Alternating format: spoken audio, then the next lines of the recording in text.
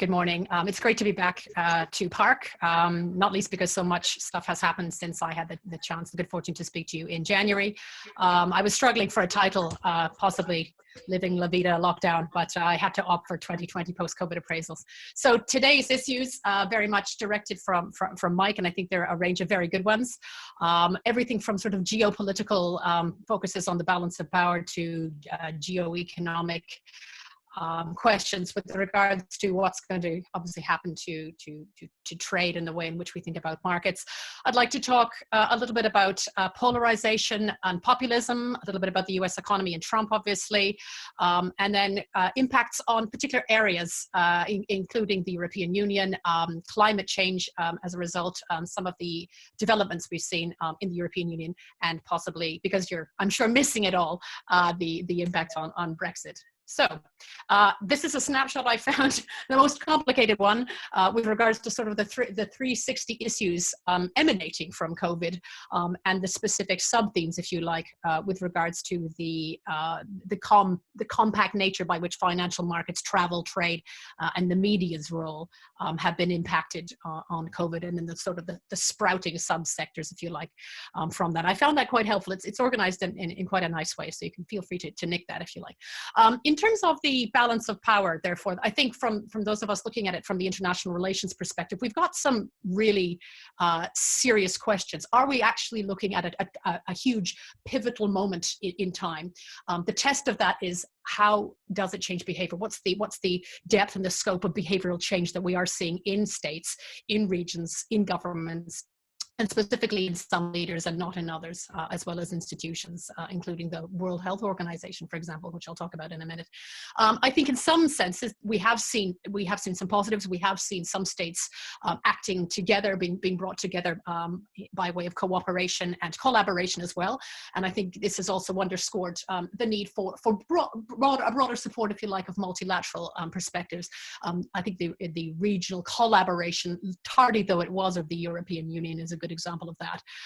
And I think when I come to talk about climate change, we have seen actually quite radical changes, not just in the drop-off of CO2 in material terms, but the quite transformative changes this is having on public policy options and opinions in general. A big question mark is, what does this do to globalization? Is it forcing us to rethink how we understand the cross-supply chains and the sort of cobweb effect of globalization, or sort of flip that on its head? And I think in terms of personal choice, is it going to reset how we think about work, how we think about our options? Is it going to reset those personal landscapes against the wider concepts of national and global, if you like? At the same time, I think we can see every day, we witness this tremendous trauma as a result of the divisions thrown up by the pandemic as well. And in many ways, I think it has brought out the worst in some of us. It has reinforced the role of the state, and sometimes the very powerful top-down role of the state.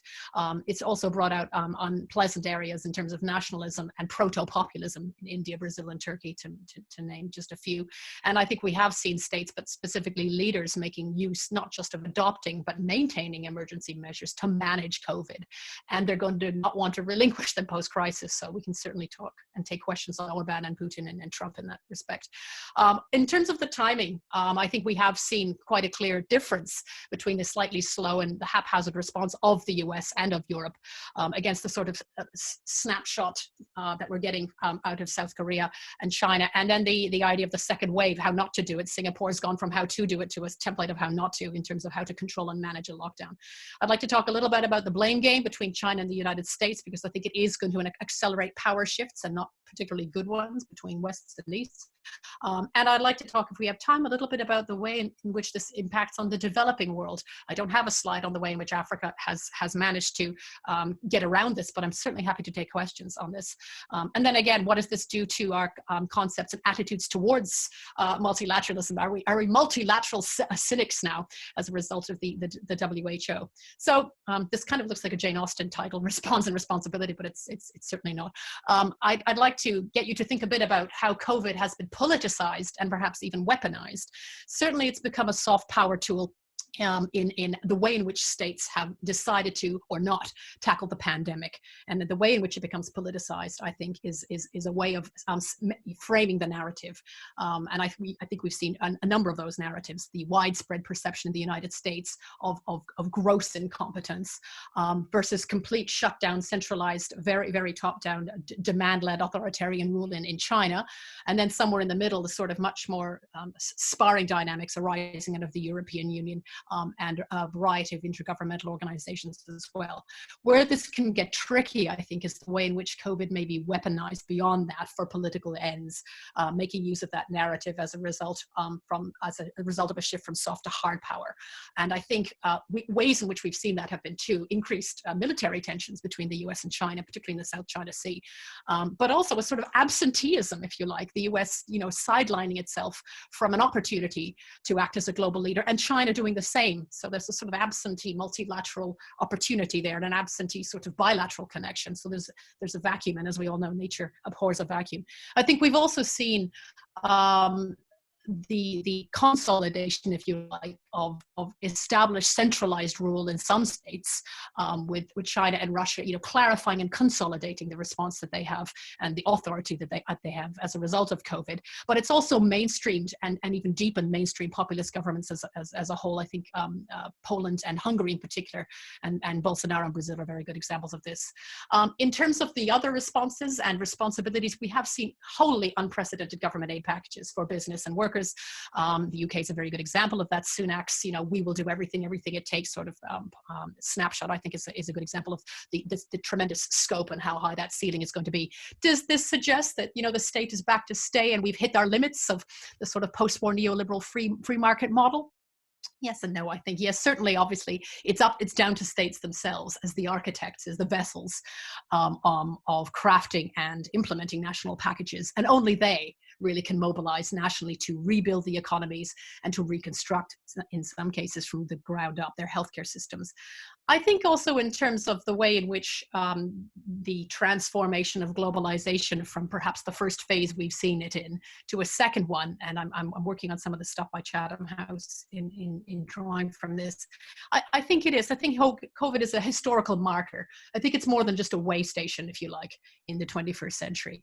I think there is going to be a major shift between globalization 1.0 and 2.0, in which states could lead or they could lag. They could lead in sort of reconstructing great power blocks, rather more localized or possibly regionalized supply chains, if you like. Or they could lag, and again, like China and like the United States, fall back in terms of their responsibility and allow into that vacuum, possibly either a real return of globalization or possibly opportunities from multilateral perspectives to sort of fill the gap too.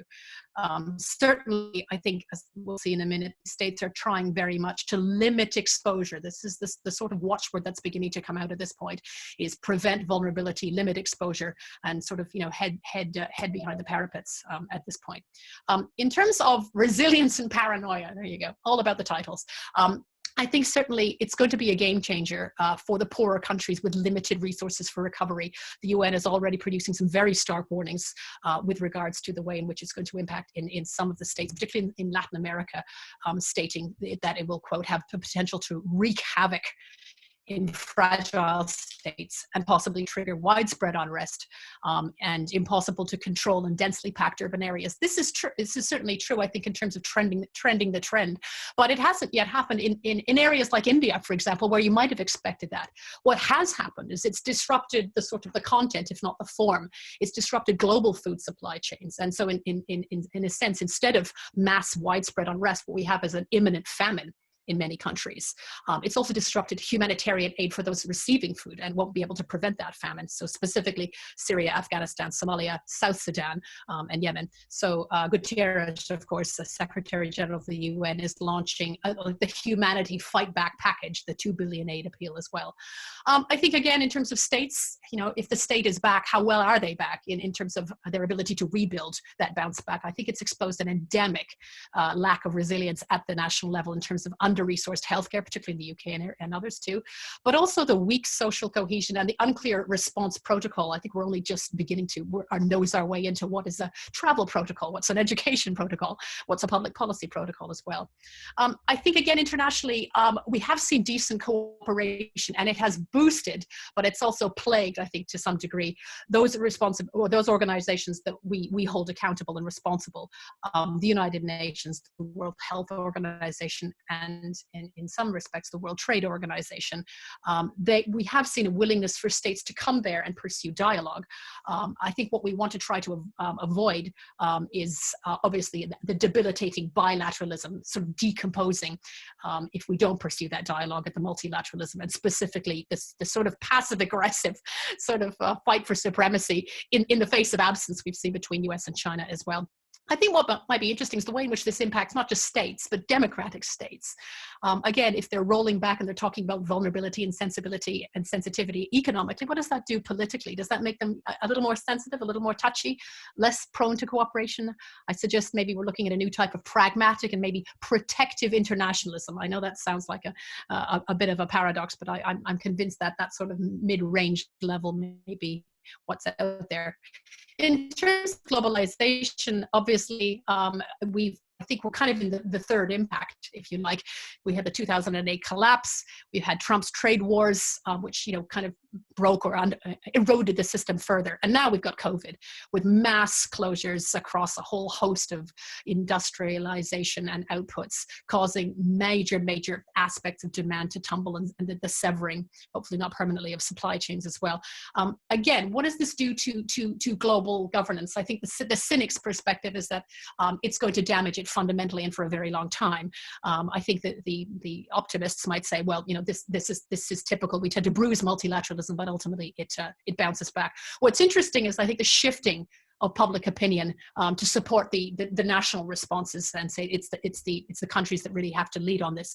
And I think we have seen clear examples of populist governments, as I mentioned before, deliberately using COVID to enhance the sort of electoral chances, if you like, of folk on the outside, or the authoritarianism, if you like, of current incumbents as well.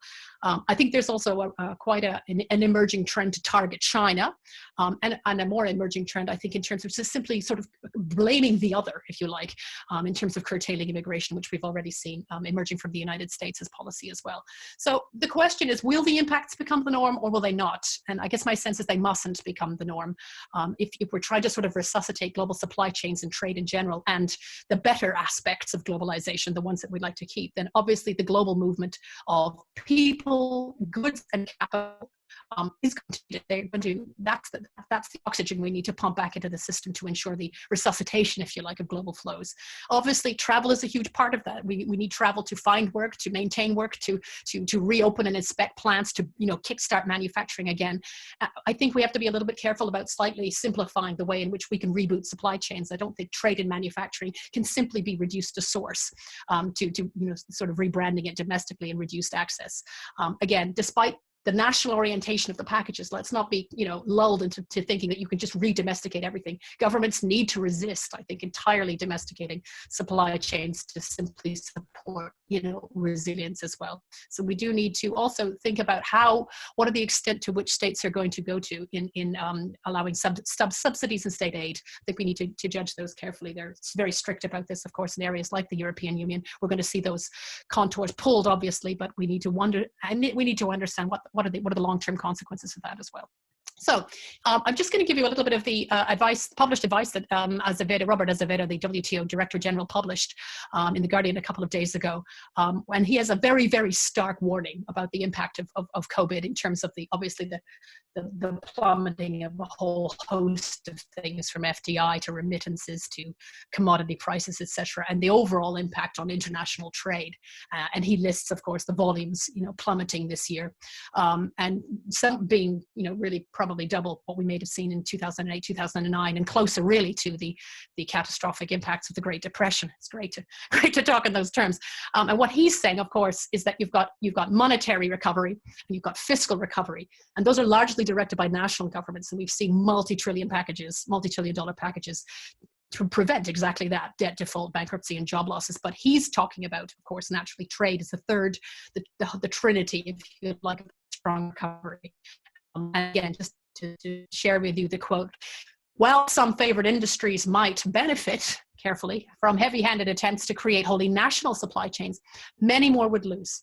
And so would customers already hit by the recession. This would place a brake on recovery. In the longer term, the loss of specialization and scale. It's less about the national, it's more about the specialization and scale, I think, would lower growth and productivity. Supply chain diversification would be better served by predictable global trade rules than by haphazard protectionism. Now, some of you might say, well, he would say that, wouldn't he? But I leave it with you and we can chat about it. So let's look west. And talk a little bit about the impact on the United States. Certainly, I think at this point, voter choice with regards to the November is far more correlated with on the coronavirus at the point and the economy, although there are a few caveats, as you can see on the right-hand side.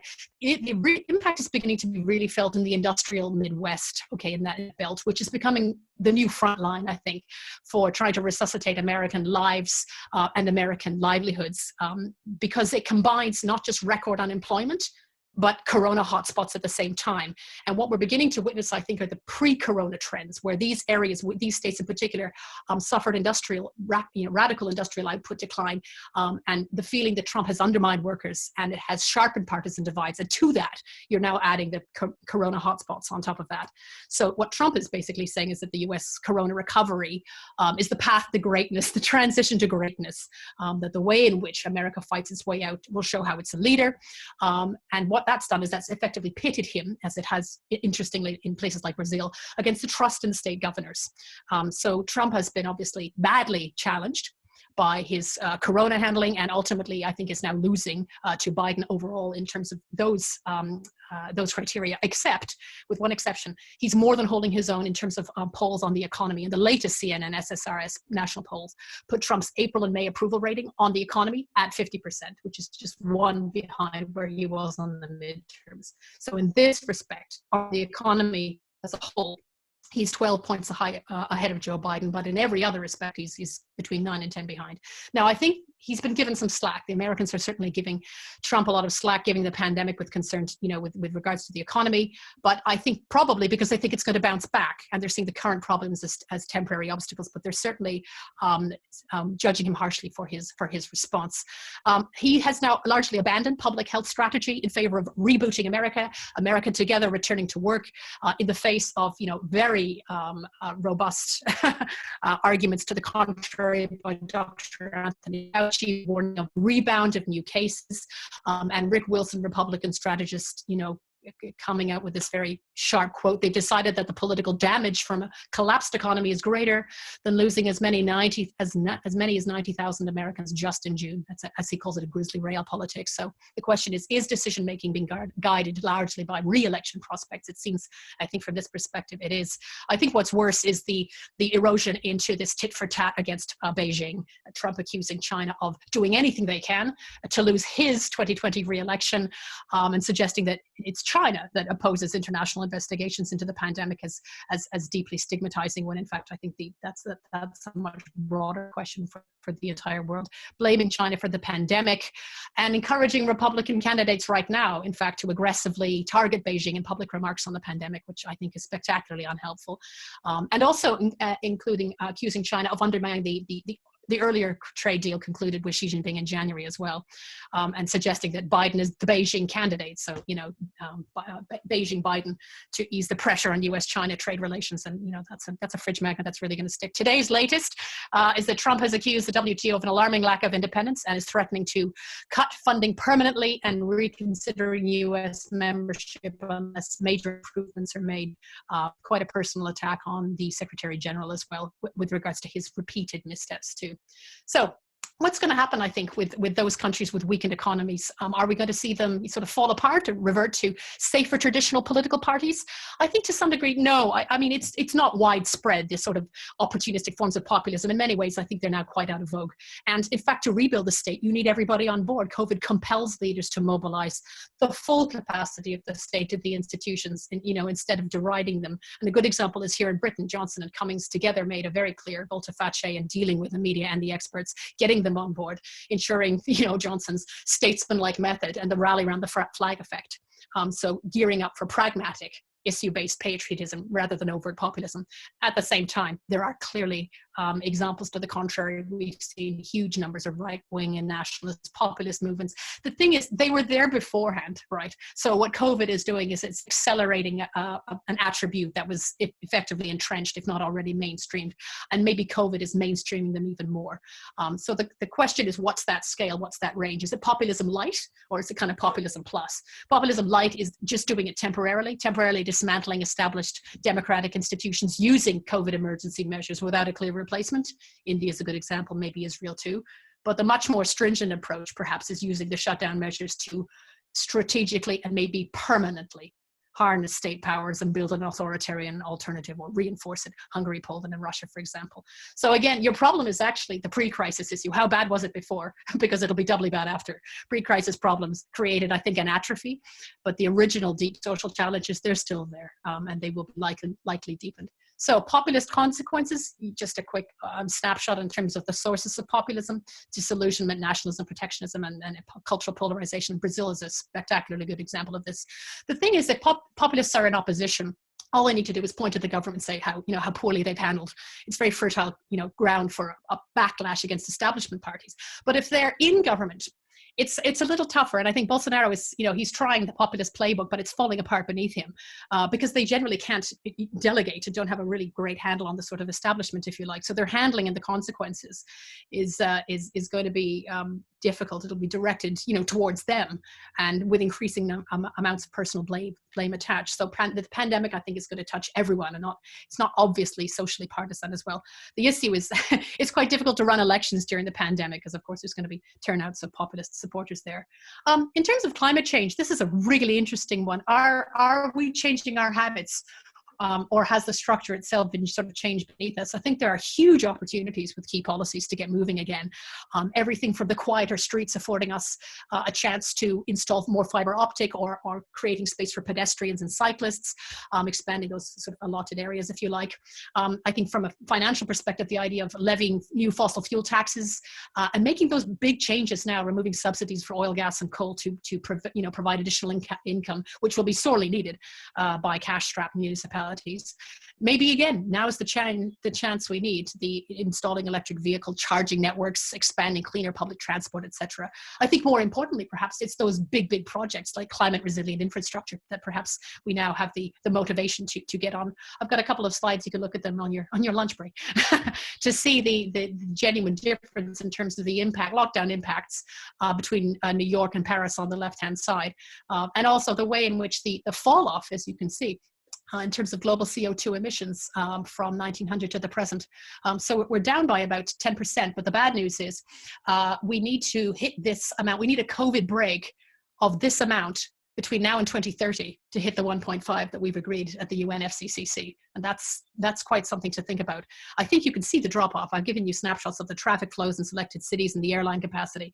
But the push in terms of keeping temperature down to 1.5 is very difficult indeed. It does require something as big as COVID to make that impact. Just in terms of oil, but I think more importantly, carbon and emissions trading, which is something that's very specifically regional, and also in terms of the European Union, we've seen obviously a drop off in terms of just commodities and carbon, which is down by 30% between March and May. Those of you who know and love the emissions trading scheme as I do know that it's gone through a massive overhaul to allow it to be a little bit more flexible and to adjust the supply of carbon allowances to be auctioned. In March, every single European country saw electricity demands fall off, and electricity reductions and industrial outputs put together gives you significant reductions in demand for carbon permits, which means less money for the government revenues in auctioning those permits, and then a drop in EU carbon permit prices. So again, is the ETS strong enough? Will its reforms prove it agile enough to prevent a sustained endemic fall in permit prices this time around? I think probably it will. I think they probably learned their lesson. But the problem is that the COVID issue at this point was very unplanned and chaotic.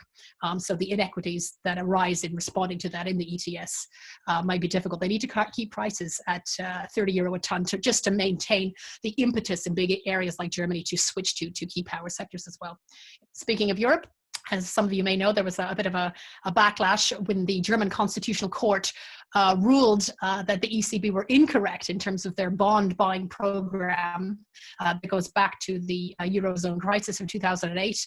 At that point, ECB were busy buying the debt of economically weaker member states to reduce their own borrowing costs and, of course, to prevent a debt spiral. And they directed national banks, including those in Germany, to do so. Now, the court has ruled that the ECB maybe wasn't wrong in this, but certainly they failed to conduct a proportionality analysis of the effect of that bond buying on public debt, personal savings, pension schemes, and subsidies, etc., and have ordered the German central bank to stop buying bonds, without an ECB assessment. Does this mean a catastrophic reworking of the way in which the ECB is going to lend in the future?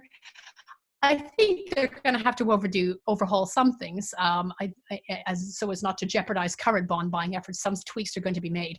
It's not going to unravel, I don't think, though, the ECB or the European Union, particularly as Merkel stepped in last week and said, look, we advocate a solution. We can find a way out of this. The EU budget is being radically reset to incorporate Commissioner von der Leyen's Green Deal, as we'll see, and also regional resilience building. I have a final point on that.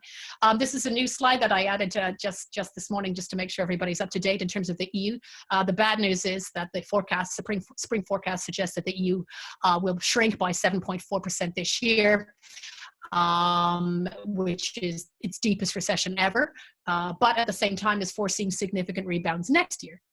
Two pieces of perhaps good news is the Merkel-Macron soft shoe, if you like, 500 billion euro COVID recovery program announced just yesterday, envisioning massive recovery program, funding sectors and regions via grants, not loans, big difference. And it is it's three pillars of the fourfold goal, if you like. So it boosts resilience, convergence, and competitiveness of European economies, and supports von der Leyen's Commission goal of resuscitating healthcare sector reforms, quote unquote, regionally as well. For the good news, perhaps, although I spy a little bit of opportunism here, if I can say that, new capital market union strategy, just what we need at this point to take the central role in EU recovery. So again, another massive fiscal stimulus basically derived from making better use of capital markets and making them work better, particularly for SMEs. So supporting equity and equity-like investments to protect workers and the financial sector. We'll have to see how that works. Finish up with the Brexit. I'm reproducing the slide that I produced last on January. So it's just a quick update for you in terms of the moving towards the transition, which we're in at this point. So we remain within the single market and the customs union. So if I could just move this ahead, one more, there we go. The question, of course, is should we extend the Brexit transition? The general feeling is probably we should. This has to be asked for by the end of June. The sense is that because we're so far behind schedule in terms of the negotiations, and the arguments at this point have been very disappointing, or the negotiations in 4 key areas: level playing field, fisheries, security, cooperation, and governments. Also that the timing itself is excessively poor. The pandemic has just created the most enormous economic damage. And I think we need to get a sense of how to pull out of that before sort of platforming and scaffolding the Brexit look, if you like, on top of that. So the issue is that Johnson is going to have to reverse legislation, which currently bars him from seeking an extension, and that's going to be difficult. 3 final developments, particularly one just released today. The European Commission has launched action against the UK for failure to comply with EU rules on the free movement of people. We'll see how that goes. The UK government has conceded there will be post-Brexit checks on goods crossing the Irish Sea in 3 ports: Belfast, Warrenpoint, and Larne. And then finally announced this morning by DIT, the UK Global Tariff Plan, setting out cutting duties on many products, 30 billion pounds worth of supply chain goods. So 60% of UK trade is going to come in tariff-free compared to the current 47. I leave you with some further reading. Thank you very much. Was a tour de force in 30 minutes. I think you were 31, but we'll give you the minute because that was the break that you had. But an amazing amount of information delivered in a short period of time. So when you were offline, Phil Wills said the only way out of this is GDP growth, which I think we go along with. And then he said he wonders whether you're optimistic or pessimistic about the future. That's a great question. The further I got into the presentation, or preparing for the presentation, the harder I found that. I think I'm optimistic. I'm probably optimistic because I know that the work within across states at the regional level can, I think, produce some serious outputs, whether it's carbon trade in terms of the trading emission overhaul, or whether it's large fiscal stimulus projects put together, not simply by the European Union, but I think areas like ASEAN and Mercosur. The rise of the regional, I think this is a perfect opportunity to see that. I'm disappointed, I think, perhaps that the WHO has been sort of suffering the slings and arrows, but at the same time, we need to remind ourselves, it's not a first responder. It's a very small organization. If we want it to do more, we have to endow it with the tools and the resources and the budget to allow it to do more. So if you want it to be on tap in terms of preventing the next pandemic, I'm optimistic that if we boost it, it will do better. And question I had for you is, you know, there are a lot of people here quite anxious about their organizations and so on. What do you think are the three big issues that organizations should be thinking really hard about? First of all, of course, how they're economically going to make it across the next quarter, basically, in terms of the ratio of furloughed versus non-furloughed people. So I think in terms of what they're able to borrow at this point, if they can. Number two, in terms of working from home, is there a structural change at this point that can be made? I think we've seen actually quite effective use in most areas, not all areas, I think we have to be careful, but in most, that you can quite admirably and provably work from home in many ways. And there are some teams, I think, that can make that fly. I think for some, particularly people who need more structure and more incentive, it's not going to be a wholesale change, but I think the idea of changing that ratio, for example, might be interesting. And I think perhaps getting folk on board in terms of how they're going to be able to work in the next 5 to 10 years to see the next one coming. This one absolutely, you know, really came out of the blue. So I think people are going to be very nervy in corporate terms. So we've asked them to be much more mindful of their economic commitments, their ethical commitments, their green commitments. Is there a pandemic commitment, you know, to add to that in value-based terms? And what's that going to look like? So can we have some questions?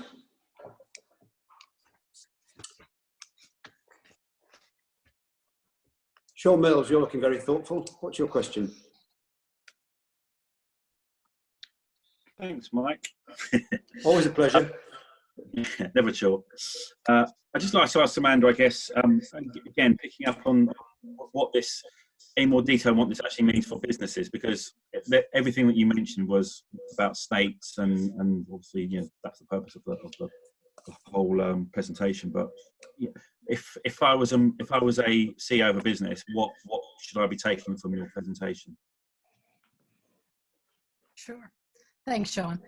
I think it is very interesting to see the way in which the distinction perhaps between SMEs and MNCs, the large-small distinction, perhaps is going to fade to some extent. It's the larger companies, I think, that have really suffered in terms of their scale. It's the scale that has proved vulnerable. It's the interconnections of the complex supply chains that's proved vulnerable, and perhaps the smaller ones, just because of the economics of scale, they've somehow managed to be a little bit more nimble, not necessarily more resilient. But I think it's interesting, isn't it? Because a lot of the planning that we were looking at pre-Brexit has actually happened as a result of COVID. So looking carefully, you know, at how we're sourcing, at the resilience of the supply chains. So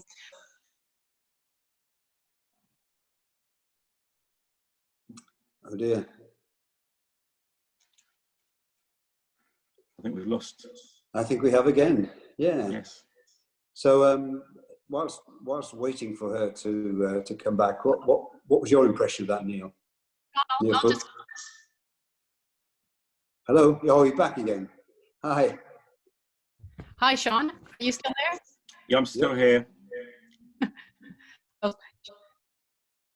Hi, Sean. Okay, thanks. Not quite sure. So what I was talking about, obviously, is the lack of clarity, I think, going forward between SMEs and MNCs, and the way in which not necessarily domesticating your supply chain is the right way out. I'd like to try to take, you know, the WTO's perspective as the right one. I think what might be interesting is to try to find sort of like-for-like combinations, and working more closely, for example, with chambers of commerce, who I think at this point have only ever been used as sort of peripatetic wisdom when needed. But certainly, I think we're going to need a much closer relationship between not just departments like departments of health and departments of education and science and those sorts of things, but a much clearer, much more streamlined understanding, I think, of the way in which small and medium-sized enterprises actively prop up the economic backbone of the state. And I think we've seen support from the Chancellor in this respect with this, this incredible financial structure that he's unrolled, and the use of furloughing to take that initial brunt. But as that will be begun to roll back by October, I think the issue, of course, is going to be the overall strength of those SMEs. So I think my takeaway at this point is how quickly can you change in terms of the immediate impacts of COVID, but how much of those changes are going to be needed in order to, if you're British, a British one in particular, going to be needed to forestall the changes you would have to have made with regards to Brexit as a whole. So I do see a parallelism there, actually. Next question. Hello, Mike. It's Richard here. Hi, Richard. Hi. Just a quick question for Amelia. Do you think there's anything that will particularly characterise those companies that come out of this well, or at least less worse, than those that don't? So, one thing you most obviously think about is perhaps reputation, but I'd like to, in how they behaved during the pandemic, but I'd be interested to hear her take on it. Thanks, Richard. That's a great question, actually. I think not unlike the division between large and small companies, I think we've seen a division between companies who've been incredibly quick to understand the social as well as the economic plight, not just of the people that they obviously that they hire and that they keep as employees, but their role in the community. It has been those companies, I think, that have demonstrated social responsibility. So their COVID compliance has a social and an ethical perspective, as well as simply just an economic one. And I think, given that, as I was mentioning before, that the response at this point is a wholesale nationally one, it's those companies that seem to be working in not just in the national interest, but from a community bottom-up sort of voluntaristic dynamic. I think those companies that have achieved that feel seem to be the winners in this case. So that's a brand, I think, that they can tap into. And the ones that have been the worst are the ones who've been slow and slack and discriminatory in terms of responding to the specific individual needs of their employees, or less than generous with regards to finding mid-term ways in which to keep them on board. So, wholesale letting go and a refusal in one case, to look at the pension adjustments is just not on. And it's going to completely dig out the ground in terms of the reputation going forward, because, the public sees this, and they see this not just as citizens, but they see this as consumers. And I think the sort of post-COVID embargo, the boycott, if you like, because they fail to demonstrate a social responsibility, because they fail to take on the sort of moral aspects of COVID compliance, is going to be very, very unique and interesting. Yeah, good. Next question. Hi, Mike, it's Neil. I've got an interesting observation as some of the unions start to climb into the return to work debate. And we've seen the National Education Union take a particular stance. Are there any lessons that other unions that you think could be learning from what the reaction to the NEU has been? That's a great question, Neil. Thanks for that. Speaking as somebody who works at a university, obviously, I've been watching with real interest to see the way in which education, I think, has become something of the acid test for the way in which intergenerational public distancing, social distancing is going to play out in practice, whether it's in your local kindergarten or your primary school, or indeed your university. And the unions, I think, have been very, very clear that you cannot risk the staff. To do so is not only radically unfair, but the fact that they're being used in a sense to test. I was quite taken aback to see one of the top lines from the newspapers last week: let our teachers be heroes. And I thought that's a bit cheeky. That's suggesting that teachers are supposed to walk full on, unprotected into places where there has been no protocol at this point with regards to how you socially distance, not just at work, but getting to work. So I think the unions have been not unsurprisingly, robust in this. So I think the lessons that I draw from this is, in terms of the sector-specific protocols, it'll be the unions that probably lay this out more articulately and more quickly, because the government at this point has been badly caught on the back foot.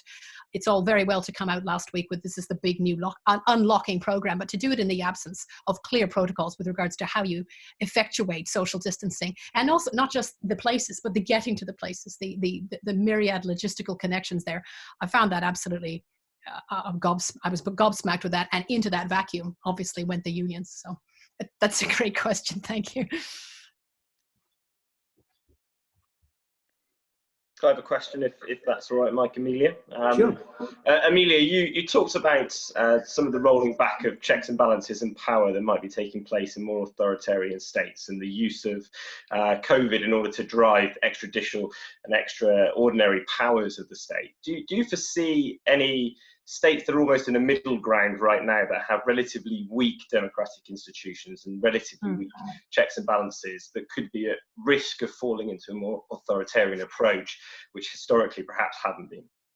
That's a great question. Thank you for that, Chris. I think let's draw a bit of a spectrum. Let's put the UK on one side, where we do have obviously Emergency Power Act. That's gone, democratically through Parliament. That's fine. I think there's some question as to how long it should go on.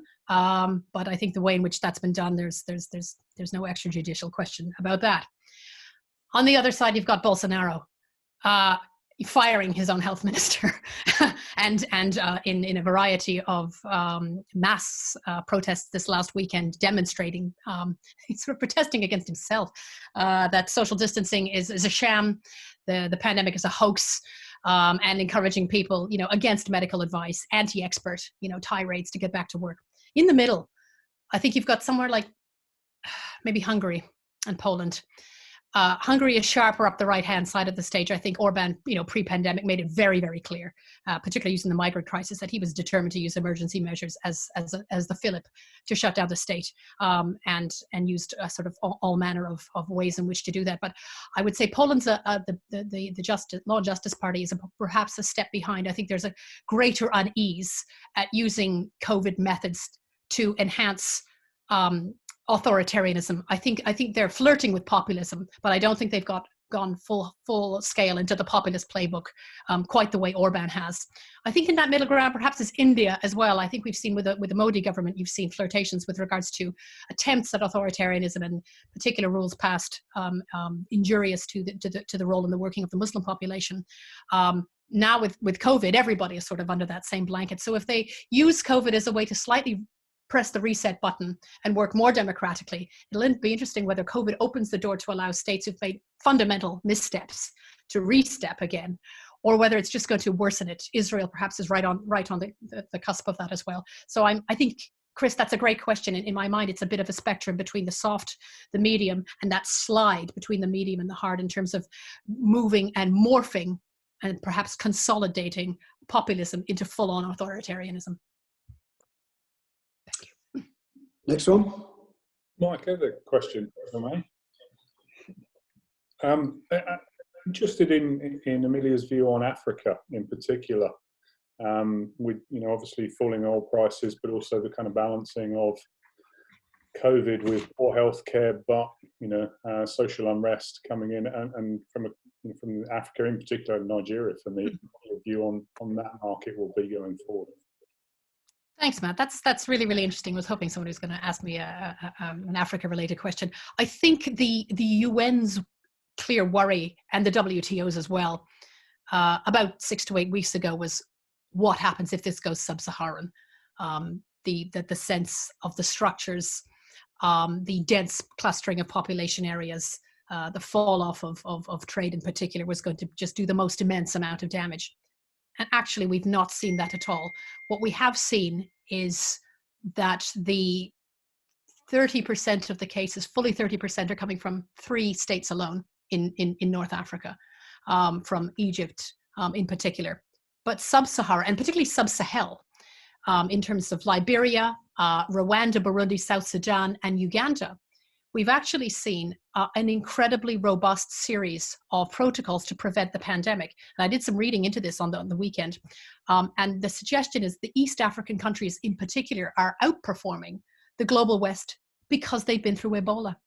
Because they went through Ebola in 2014, and they went through a flare-up again of it last year in 2 years ago in 2018, and they have the soft structures, if you like, to prevent that happening. So they have the rapid response teams, they have the trained contact tracers, they have logistics routes, all mapped out, perhaps in a sense that we simply don't, and they have the economic sort of imperatives to make that happen as well. So they have public health tools, and they have pre-written pre-COVID protocols that simply needed, in many ways a tweak, particularly because Ebola is actually, in a sense, much more rampant and much more contagious as well. So the fact that they feel that they've gone through Ebola in terms of promoting an incident management system seems at least to have kind of ring-fenced sub-Saharan Africa from the worst effects at this point. I think the interesting thing is going to be, are they simply on pause and they're going to go as bad as it was in Italy, or perhaps down into Brazil, which is up to 200,000 now?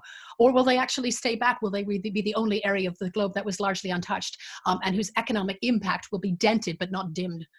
So I'm finding that absolutely interesting. There's a really good article on this from the New Yorker from last week, so I can send that to you if you like. Thank you. Next one. Mike, can I ask a question about how, Amelia, how bruised do you think China is, bottom line, given that we've been so dependent on it globally for the last decade or so? I don't just mean in terms of its economy, maybe also in terms of its reputation, its political reputation. You were kind of implying that it had drawn its horns in and not taken the opportunity for global leadership vacated by the US. Yeah. Thank you, Phil. That's a great question. I think obviously we've seen an uptick more recently in its economic resuscitation. Let's put it this way. That's been, I think, largely centrally managed. Although I think in terms of regional trade, there's also been a pickup in the last 2.5 weeks or so, which is interesting. I think they are politically. I think they have drawn their horns in. I think perhaps it's a question of not quite knowing how to take political leadership in a crisis where largely everybody blames them for the origins, feeling perhaps that that's not the right thing to do, but missing a chance. I think they really could have, if they worked more hand in hand, even more recently with the WHO, in terms of not just damage limitation, but saying, okay, there's an issue here, how can we help? I think into the breach, they could certainly have stepped in a way, and at least allowing the WHO more money, sponsoring, a new COVID compliant unit. That would have, would have been a trifling amount of money and done them a huge amount of good, I think. They've also, they've allowed themselves to be drawn into the spat with Trump as well, saying, well, no, we didn't. Yes, we did. And that's it. That it looks both cocky and adolescent at the same time. It's not going to help in any sense. I think reputationally, it's going to have to really work hard at this. They were never, ever flavor of the month politically anyway. They've got some serious human right abuses. The rather humiliating debacle with the European Union's own ambassador, who was told by the Chinese to remove a line that China, from a public statement, that China hadn't, in fact, sourced or spread the pandemic. And he did so and then was, roundly sanctioned again by the European Union. Just shows I think the incredible sensitivity that China feels at this point, at not necessarily, starting it, but mismanaging the way in which it emerged. And certainly there are big question marks over how clear it was as to the extent and the ratio of the spread from a community perspective. So I think there's a lot of work they need to do. I'm also mindful that they are continuing to charge a lot of the countries that owe them debt. They're continuing to charge interest on this, particularly under their Belt and Road Initiative Bank, where every other state at this point who owes, to whom a lot of in the developing countries owe money, and have refused at this point to collect any interest on this debt. China hasn't. And that's really, really foolish, in my opinion. They could really rebuild financial reputations by withholding the debt collection on that interest at this point, but they're not. They're allowing it to continue to go, I think, at the worst time. And it would be really ridiculous if sub-Saharan African countries, which at this point, because of their Ebola protocol, have managed to sidestep COVID, are financially undercut because China itself is continuing to pull debt off them. I think they really need to think that. Thanks. Tony Bainbridge. Yeah, thank you. The question I'm just interested in, Amelia, is coming back to Europe and in particular Italy, and the scale of the disaster, the economic disaster there. Can you see it having an effect where the euro might be under some pressure as a result? Thanks, Tony. That is a great question. I think we were holding our breaths certainly 2 months ago when it was just taking an enormous amount of time just for the finance ministers to sit together and agree whether or not debt itself, was something that they could manage in terms of coming up with a shared package. And it was frighteningly slow, and it was very disheartening and dispiriting. And it's interesting that leadership has now been shown, really, frankly, by three people, by Merkel and Macron, in launching this big scheme, which is not has nothing to do with loans anymore. They've simply said grants and sidestep the whole idea of debt management. And by von der Leyen, who, although tardy, at least has come out with a credible of the 4-point plan that I mentioned before, to sort of kickstart specifically SME resilience in the European Union. And I think with Merkel will work hand in hand with the ECB to make really sure that this ruling by the German Constitutional Court doesn't undermine the ECB's ability to continue to use the buying up of debt as a way to prevent debt spiraling, because Italy at this point is absolutely on the cusp in that respect.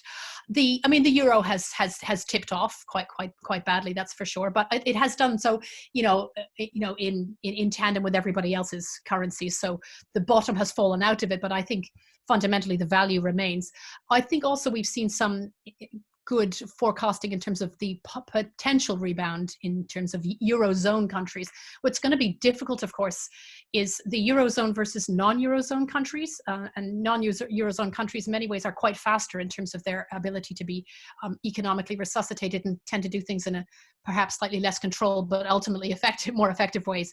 And on top of that, perhaps in terms of the way in which Brexit's impact in how we're negotiating finance and passporting, that if done well could provide a fillip to further Eurozone rebounding. But if it's done poorly and cack-handedly, it's going to put a really unnecessary hole in the very great need for both sides to rebound. I guess time will tell. Thank you, Tony. That was a tough question and a good one. Thank you. Darren, you've got a question. Can you take your mute off? Yes, I think I have, haven't I? Yep. Great. Amelia, you mentioned if this was to happen again, I just wanted to get your view as to what you think you talked about the Chancellor and the huge package that he's unveiled, and we're currently, won't say enjoying, but utilising. What might happen around government response, particularly financial, if this happened again, and with that in mind, around CSR in future and governance. You've seen a lot of companies be exposed or had publicity around huge dividend payouts of hundreds of millions of pounds in the last year, who are now seeking financial help from the government. Yep. How do you see that playing out in future? That's a great question. God, I hope there's an answer. I think every budget from going forward is going to have to be COVID-ed. I think obviously the way in which the government revenues are used to start filling in the hole again is the first question. I heard a couple of weeks ago that they were flirting with the idea of abandoning the stamp duty in order to resuscitate the house market. As I'm buying a house, that's a great idea, but I can't see the government doing that. That's a major source of income. So unfortunately, that's not going to happen. I think the C is going to be replaced in terms of CSR. I think it's going to be COVID, social responsibility. I think that shift from the bottom up in terms of MNCs and SMEs, the way they rebrand themselves as credible in government eyes and therefore worthy of continued support and loans. I think the government is now going to be COVIDing absolutely everything. COVID compliance, I think, is just social distancing. It's the distance you put between yourself and the debt, and the distance you put between yourself and your ability to continue to support your employees by being nimble, by being, change change positive and change supportive as well. I think also in terms of the British government, the idea of thinking rather more medium term about the economic implications of dissociating itself from the European Union does need to be considered. The idea of rushing, full on into decoupling from the customs union and the single market at this point, I think is a little bit foolhardy. We really need to see the lay of the land at this point and the way in which national and regional governments are going to start filling that hole in again, as I've mentioned. And once we can see what that's going to look like in terms of forecasts for the next 2 to 5 years, within that, perhaps Britain can begin to map itself. But to do so now, it just doesn't make a whole lot of financial sense. Gillian, you've got one last quick question. Yes, thank you, Amelia.